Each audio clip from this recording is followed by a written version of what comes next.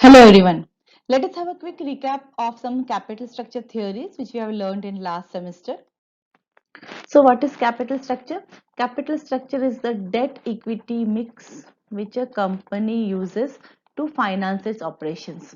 So these theories basically discuss whether this debt equity mix has any impact on the value of firm.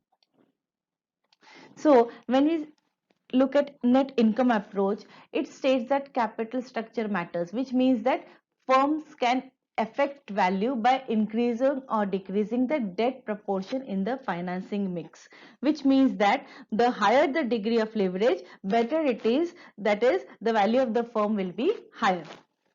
Net operating income approach is exactly opposite of NI approach. It states that capital structure does not matter. The financing mix or the capital structure adopted by the firm is irrelevant and will not have any impact on the value of the firm. The traditional approach is a mid approach between NI and NOI approach. It states that capital structure matters but only up to a certain level. Up to a certain level of debt, company should be able to increase the value, and hence company the firm should make judicious use of both debt and equity to achieve optimal capital structure. Pecking order hypothesis basically explains why profitable firms use very little debt.